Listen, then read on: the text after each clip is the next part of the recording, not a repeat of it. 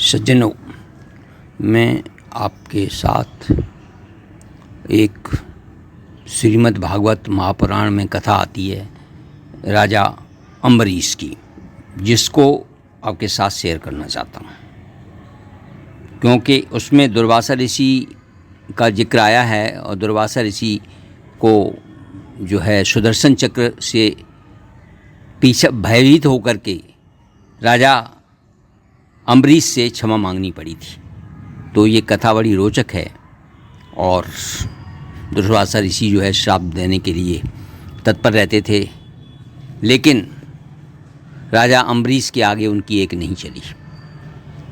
तो ये कथा हम आपके साथ शेयर करना चाहते हैं। राजर्षि अम्बरीश बड़े भाग्यवान थे।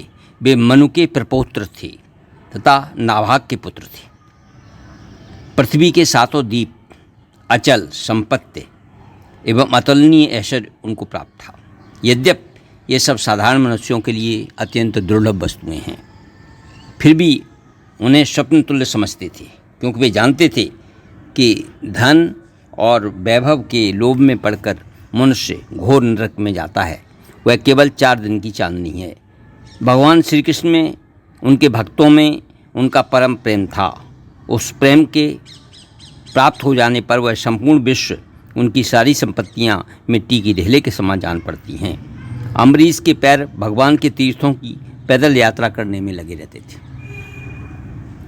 उन्होंने सारे कर्म सर्वात्मा एवं सर्व अंतर्यामी भगवान के प्रति समर्पित कर दिए थे और श्री भगवत भक्त ब्राह्मणों की आज्ञा अनुसार वे इस पृथ्वी पर राज किया करते थे। उनकी प्रजा भी भगवत भक्त थी और भगवान के उत्तम चरित्रों का श्रवण तथा गायन किया करती थी। उनके हृदय में अनंत प्रेम का दान करने वाले श्री कृष्ण के नित्य निरंतर दर्शन होते रहते थे।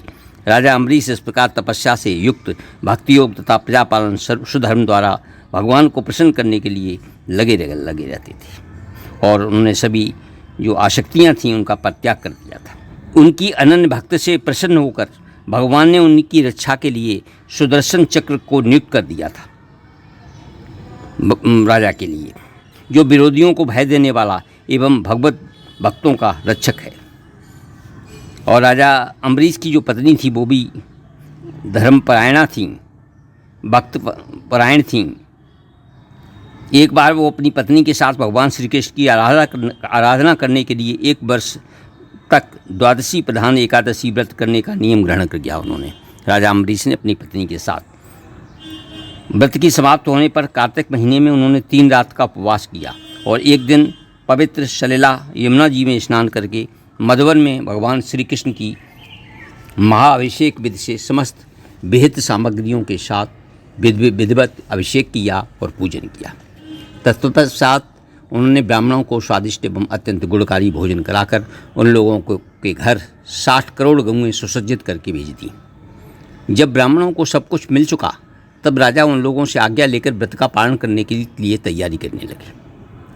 उसी समय श्राप और वरदान देने में समर्थ दुर्वासा जी उनके अतिथि के रूप में पधारे राजा अम्बरीश के यहाँ। तो यहीं से थोड़ा सा मोड़ आता है इस कथा में। राजा अम्बरीश उन्हें देखते ही स्वागतार्थ उठकर खड़े हो गए, यथा योग्य आसन देकर बैठाया, विविध सामग्रियों से उनकी पूजा की और उनके चरणों में प्रणत होकर भोजन के लिए अम्बरीश ने प्रार्थना की। राजा अम्बरीश ने दुर्वासा जी से, और दुर्वासा जी ने उनकी प्रार्थना स्वीकार कर ली और आवश्यक कर्मों से निवृत्त होने के लिए वे जमुना जी के तट पर चले गए। दुर्वासा जी स्नान ध्यान करने में इतना समय बीत गया कि द्वादशी केवल घड़ी भर शेष रह गई। धर्मज्ञ अम्बरीश ने धर्म संकट में पड़कर ब्राह्मणों के साथ परामर्श किया और कहा, ब्राह्मणों, श्रुतियों में ऐसा कहा गया है कि जल पी लेना भोजन करना भी है, नहीं भी करना है, इसलिए इस समय केवल जल पीकर पारण किए लेता हूँ, क्योंकि 1 घड़ी शेष रह गई थी उसकी द्वादशी की। इसलिए ऐसा निश्चय करके अम्बरीश ने मन में भगवान का चिंतन करते हुए जल पी लिया। दुर्वासा जी आवश्यक कर्मों से निवृत्त होकर जमुना जी से वापस आ गए जब राजा ने आगे बढ़कर उनका अभिनंदन किया तो दुर्वासा जी ने समझ लिया कि राजा ने पारण कर लिया है। वे क्रोध से थर-थर काँपने लगे दुर्वासा जी, और उन्होंने हाथ जोड़कर खड़े अम्बरीश से को डांट कर कहा, आओ देखो तो सही, यह कितना क्रूर है, धन के मद में मतवाला हो रहा है। भगवान की भक्त को इसे छू तक नहीं गई है। यह अपने को बड़ा समर्थ मानता है। मैं इसका आतिथ्य होकर आया हूँ और इसने मुझे निमंत्रण नहीं दिया, फिर भी बिना खिलाए स्वयं खाकर अपने धर्म का उल्लंघन करके कितना बड़ा पाप किया है इसने। अच्छा देख तुझे अभी इसका फल चखाता हूँ, ऐसा दुर्वासा जी ने कहा। ये कहते कहते उन्होंने अपनी एक जटा उखाड़ी तो अम्बरीश को मार डालने के लिए कृत्या उत्पन्न कर दी राक्षसी। वह कृत्या आग के समान जलती हुई हाथ में तलवार लेकर राजा के ऊपर टूट पड़ी। राजा अम्बरीश एक पग भी विचलित नहीं हुए। भगवान ने पहले से ही उनकी रक्षा के लिए सुदर्शन चक्र नियुक्त कर रखा था। उसने तत्काल कृत्या को जलाकर राख कर दिया। और वो जो सुदर्शन चक्र था वो दुर्वासा की तरफ चल पड़ा, क्योंकि वो भगवत भक्त थे, उनकी कोई गलती नहीं थी। और सुदर्शन चक्र को अपनी तरफ आते हुए देखकर दुर्वासा जी अपने प्राण बचाने के लिए वहाँ से एकाएक भाग खड़े हुए। जब दुर्वासा जी ने देखा कि चक्र तो मेरे पीछे लग गया है, जहाँ जहाँ दुर्वासा जी हो वहाँ पीछे पीछे सुदर्शन चक्र, तब सुमेर पर्वत की वो गुफा में प्रवेश करने के लिए भी उसी ओर दौड़ पड़े। दुर्वासा जी ने दिशा, आकाश, पृथ्वी, अतल, वितल आदि नीचे के लोकों और स्वर्ग तक गए, परंतु सुदर्शन चक्र ने उनका पीछा नहीं छोड़ा और उनकी किसी ने सहायता नहीं की, और वो अत्यधिक भयभीत हो गए। ब्रह्मा जी के पास जाकर बोले, ब्रह्मा जी आप स्वयंभू हैं, भगवान के इस तेजोमय चक्र से मेरी रक्षा कीजिए।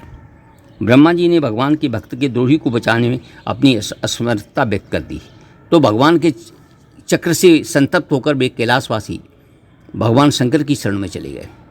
भगवान शंकर ने भी यह कहकर असमर्थता व्यक्त कर दी कि हम सब भगवान की माया को नहीं जान सकते। यह चक्र उन्हीं परम पुरुष सर्वेश्वर का अस्त्र है, यह हम लोगों के लिए असह है, तुम उन्हीं की शरण में जाओ। जब वहाँ से भी निराशा दुर्वासा जी को मिली तो वो भगवान के परम धाम वैकुंठ में पहुँच गए। वे कांपते हुए भगवान के चरणों पर गिर पड़े, कहा, हे अच्युत, हे अनंत, हे प्रभो, मैं अपराधी हूँ, आप मेरी रक्षा कीजिए, रक्षा कीजिए, रक्षा कीजिए। आपका परम प्रभाव न जानने के कारण ही मैंने आपके प्रिय भक्त का अपराध किया है। प्रभु, आपका नाम का उच्चारण करने मात्र से ही नार की जीव भी मुक्त हो जाता है। भगवान ने कहा, दुर्वासा जी, मैं सर्वथा भक्तों के अधीन हूँ, मुझे तनिक भी स्वतंत्रता नहीं है। मेरे सीधे सादे सरल भक्तों ने मेरे हृदय को अपने हाथ बस में कर रखा है। भक्तजन मुझसे प्यार करते हैं, मैं उनसे। तो भागवत में आता है, अहम भक्ता पराधीनो रा स्वतंत्र इव दुजा साधुवेर ग्रस्त हृदयो भक्तेर भक्त जनप्रिया। अर्थात ब्रह्मन अपने भक्तों का एकमात्र आश्रय मैं ही हूँ, इसलिए अपने साधु स्वभाव भक्तों को छोड़कर मैं तो न अपने आप को चाहता हूँ न अपनी भार्या विनाश रहित लक्ष्मी को। जो भक्त स्त्री, पुत्र, गृह, गुरजन, प्राण, धन, यहलोक परलोक सबको छोड़कर केवल मेरी शरण में आ गए हैं, उन्हें छोड़ने का संकल्प मैं कैसे ले सकता हूँ, कैसे कर सकता। दुर्वासा जी, मैं आपसे और क्या कहूँ। मेरे प्रेमी भक्त तो मेरे हृदय में हैं, उन प्रेमी भक्तों का हृदय मैं स्वयं हूँ, और वो मेरे अतिरिक्त और कुछ भी नहीं जानते, और मैं उनके अतिरिक्त कुछ भी नहीं जानता। साधवो हृदयम मह्यम साधूनाम हृदयम तो हम मदन्यत ते न जानते ना हम तेभ्यो मनागपी, ऐसा कहा। दुर्वासा जी, इसमें संदेह नहीं, ब्राह्मणों के लिए तपस्या, विद्या परम कल्याण के साधन हैं, परंतु ब्राह्मण यदि उदंड और असभ्य हो जाए तो वे दोनों ही उल्टा फल देने लगते हैं। सुनिए, आपको एक उपाय बताता हूँ। इसका उपाय क्या है? सुदर्शन चक्र से बचने का। इसका अनिष्ट करने से आपको इस विपत्ति में पड़ना पड़ा है। आप उसी नाभाग नंदन परम भाग्यशाली राजा अम्बरीश के पास जाइए और उनसे क्षमा मांगिए, तब आपको शांति मिलेगी। भगवान की आज्ञा अनुसार दुर्वासा जी सुदर्शन चक्र की ज्वाला से जलते हुए राजा अम्बरीश के पास पुनः लौट आए और अत्यंत दुखी होकर राजा के पैर पकड़ लिए। इससे राजा बहुत लज्जित हो गए और दुखी होकर सुदर्शन चक्र की स्तुति करने लगे।